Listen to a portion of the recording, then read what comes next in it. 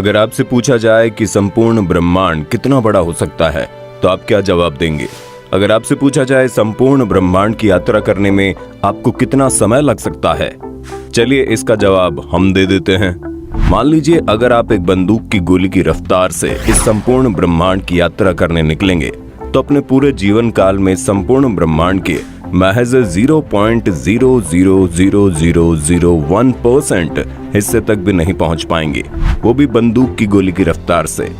अब तो आप समझ गए होंगे कि ब्रह्मांड असीम है, अनंत है, जिसका छोर आज भी इंसानों के लिए एक रहस्य बना हुआ है।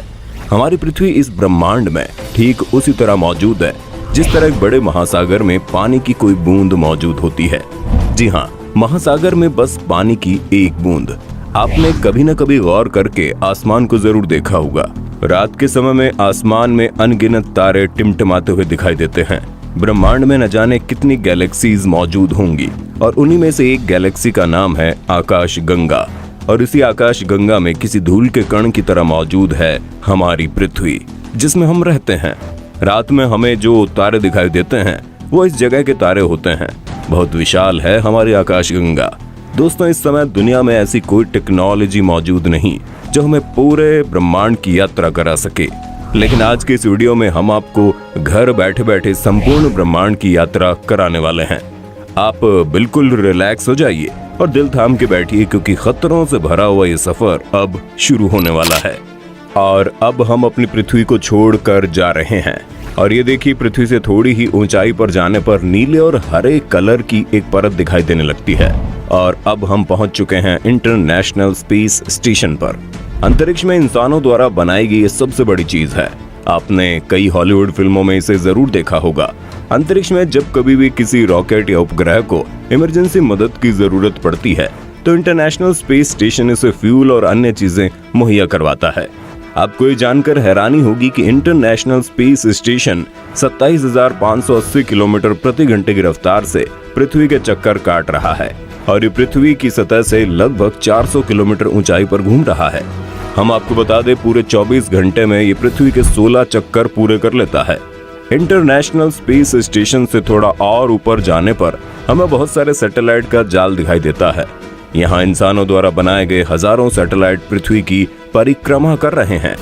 आप भली भांति जानते हैं कि सैटेलाइट की मदद से ही हम लोग मोबाइल, टीवी, रेडियो आदि सुन पाते हैं। और अब हम पहुंचने वाले हैं चांद पर। हम आपको बता दें, चांद पर हमसे पहले भी 12 अंतरिक्ष यात्री पहुंच चुके हैं। चांद पर पहला कदम रखने वाले अंतरिक्ष यात्री नील आर्मस्ट्रॉन्ग को भला कौन नहीं जानता। उनका कदम आज भी इस चंद्रमा की सतह पर साफ साफ देखे जा सकते हैं। चूंकि चांद पर वायुमंडल नहीं है, इसलिए नील आर्मस्ट्रॉन्ग के कदम सदियों तक यूं ही इंसानों की दास्तां बयां करते रहेंगे। चंद्रमा से पृथ्वी की दूरी 4 लाख किलोमीटर है। और अब जरा चांद से पृथ्वी का नजारा भी देख लीजिए। वाह, क्या बात है। चंद्रमा की सतह को ध्यान से देखने पर यह किसी जंग का मैदान लगता है। न जाने कितने अरबों सालों से चंद्रमा धूमकेतु और क्षुद्र ग्रहों की मार को झेल रहा है। जिस तरह पृथ्वी का कवच उसका वायुमंडल माना जाता है, जो किसी पहरेदार की तरह अंतरिक्ष से आने वाली चट्टानों, अल्फा ग्रहों से पृथ्वी की रक्षा करता है। लेकिन चंद्रमा पर इस तरह का कोई भी वायुमंडल नहीं है जो उसकी रक्षा कर सके।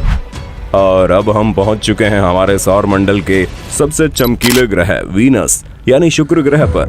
वीनस को पृथ्वी की छोटी बहन भी कहा जाता है और इसकी सबसे बड़ी वजह यह है कि वीनस भी पृथ्वी की तरह रॉकी प्लैनेट है और इसका गुरुत्वाकर्षण भी लगभग पृथ्वी के बराबर है। लेकिन हम आपको बता दें, ये ग्रह किसी नरक से कम नहीं, क्योंकि इस ग्रह पर सल्फ्यूरिक अम्ल की वर्षा होती है। सल्फ्यूरिक अम्ल से तो आप भलीभांति परिचित होंगे। अगर इसकी एक बूंद भी हमारी स्किन पर गिर जाए ना तो हमारी स्किन जल जाती है। तो जरा सोचिए, सल्फ्यूरिक अम्ल की बारिश में क्या हाल होगा।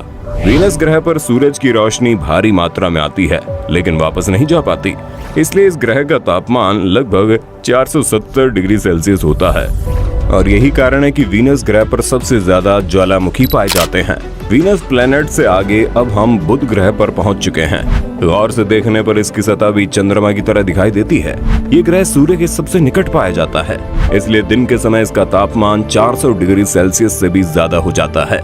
लेकिन आपको जानकर हैरानी होगी कि रात के समय बुध ग्रह पर तापमान -170 डिग्री सेल्सियस पहुंच जाता है। ये वाकई हैरान करने वाला है। दिन और रात के टेम्परेचर में इतना ज्यादा फर्क शायद ही किसी ग्रह में पाया जाता है। चलिए अब आगे बढ़ते हैं और अब हम पहुंच चुके हैं अपनी पृथ्वी के आधार यानी सूरज पर, क्योंकि सूरज के बिना जीवन की कल्पना कर पाना असंभव है। पृथ्वी से सूरज की दूरी तकरीबन 150 मिलियन किलोमीटर है। भले ही पृथ्वी से देखने पर सूर्य हमें एक फुटबॉल के बराबर दिखाई देता है, लेकिन ये इतना बड़ा है कि इसमें जाने कितनी पृथ्वियां समा सकती है। सूर्य की ग्रेविटी इतनी ज्यादा है कि पूरे सोलर सिस्टम को कंट्रोल कर रही है।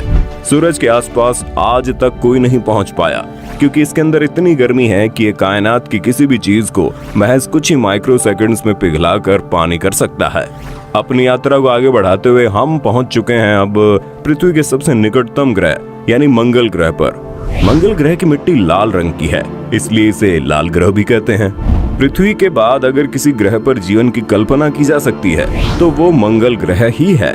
वैज्ञानिकों का कहना है कि मंगल ग्रह हमारा पास्ट है और कहीं न कहीं निकटतम भविष्य में मंगल ग्रह पर जीवन की कल्पना की जा सकती है। कई वैज्ञानिकों का मानना है कि अतीत में मंगल ग्रह पर भी हमारी पृथ्वी की तरह समुद्र, नदियां और झील, झरने हुआ करते थे। बहुत सारे वैज्ञानिकों ने मंगल ग्रह पर डेरा डालकर रखा है और वो लगातार रिसर्च कर रहे हैं ताकि निकट भविष्य में मंगल ग्रह पर बस्तियां बसाई जा सकें। मंगल ग्रह से जाने से पहले हमें ओलंपस पर्वत को जरूर देखना चाहिए। ओलंपस पर्वत ज्वालामुखी से बना हुआ एक प्राचीन और हमारे सोलर सिस्टम का सबसे ऊंचा पर्वत है। इसकी ऊंचाई 25 किलोमीटर से भी ज्यादा है, जो हमारी पृथ्वी के माउंट एवरेस्ट से करीब 3 गुना ज्यादा ऊंची है। जिस तरह पृथ्वी से आसमान के तारे दिखाई देते हैं, ठीक उसी तरह मंगल ग्रह से हमारी पृथ्वी तक एक छोटे बिंदु की तरह दिखाई देती है। और अब आप थोड़ा सावधान हो जाइए, क्योंकि अब हम मंगल और बृहस्पति के बीच पाए जाने वाले क्षुद्र ग्रहों के बीच पहुंच चुके हैं। और ये है हमारे सोलर सिस्टम का सबसे बड़ा ग्रह जुपिटर। और ये जुपिटर की सतह पर पाया जाने वाला धब्बा लाल कलर का, जो हमारी पृथ्वी से 3 गुना ज्यादा बड़ा है। और अब हम पहुंच चुके हैं सौरमंडल के सबसे खूबसूरत ग्रह शनि पर। इसके चारों ओर रिंग जैसी आकृति का ये वलय वाकई में देखने लायक है। आपको ये जानकर हैरानी होगी कि शनि ग्रह के छल्ले उसकी सतह से लाखों किलोमीटर ऊपर तक फैले हुए हैं। यूरेनस और नेपच्यून को पार करने के बाद और प्लूटो से गुजरते हुए अब हम अपने सोलर सिस्टम से बाहर इंटरस्टेलर स्पेस में प्रवेश कर चुके हैं। यहाँ हमारी मुलाकात होती है वॉयागर 1 स्पेसक्राफ्ट से। ये एकमात्र क्राफ्ट है जो इंसानों द्वारा बनाई गई सबसे दूर मौजूद चीज है। इस समय पृथ्वी से 19 अरब किलोमीटर दूर पहुंच चुका है। अपने इस रोमांचकारी यात्रा में हम इतने आगे आ चुके हैं कि यहाँ से हमारी पृथ्वी आंखों से ओझल हो गई है और सूर्य किसी बिंदु की तरह दिखाई दे रहा है। लेकिन अभी भी इतनी दूरी पर सूर्य की ग्रेविटी महसूस की जा सकती है। धूमकेतु का एक विशाल बादल हमारे सौरमंडल को चारों तरफ से घेरे हुए हैं, जिसमें अरबों खरबों धूमकेतु मौजूद है। और ऐसा माना जाता है कि सूर्य का गुरुत्वाकर्षण यहीं पर आकर खत्म हो जाता है। हमारी साइंस और टेक्नोलॉजी यहीं पर आकर खत्म हो जाती है और अब हम अंतरिक्ष के एक ऐसे भाग में प्रवेश करने वाले हैं जहां पर घोर अंधेरा है। और अब हम अपनी पृथ्वी से बहुत बहुत बहुत दूर आ चुके हैं, लेकिन ब्रह्मांड के सापेक्ष अभी हमने पहली सीढ़ी भी पार नहीं की।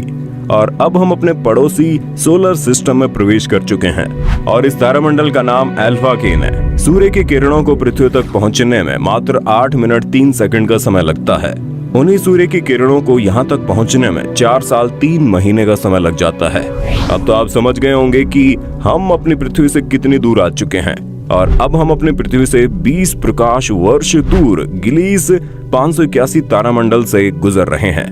इस तारामंडल का एक ग्रह देखने में बिल्कुल हमारी पृथ्वी की तरह दिखाई देता है और यहाँ पर एलियंस के होने की सबसे ज्यादा संभावना मानी जाती है। हमारी आकाश गंगा में इस तरह के अरबों तारे मौजूद है, जिनमें सूर्य भी एक है, जिनकी यात्रा करना तो दूर, पूरे इंसानी जीवन काल में सभी की गिनती कर पाना भी असंभव है। अब हम अपनी मिल्की वे से बाहर निकल चुके हैं और इंटर गैलेक्टिक स्पेस में आ चुके हैं। यहाँ पर हमारा मिल्की वे गैलेक्सी से भी बड़ी बड़ी अरबों गैलेक्सियां दिखाई दे रही हैं।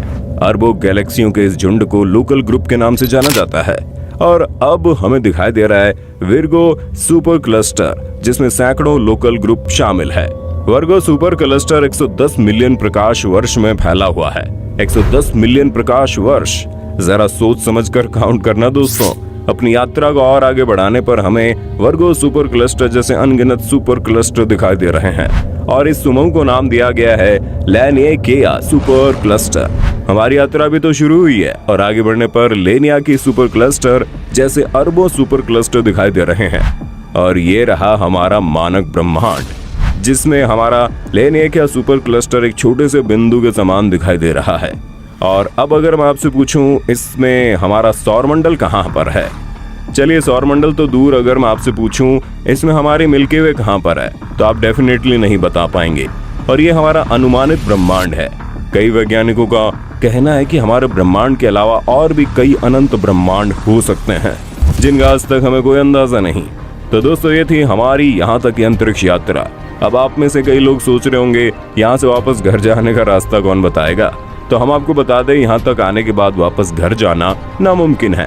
तो दोस्तों, आज की वीडियो में बस इतना ही। आपको ये अंतरिक्ष यात्रा कैसी लगी कमेंट करके बताइएगा। Thank you.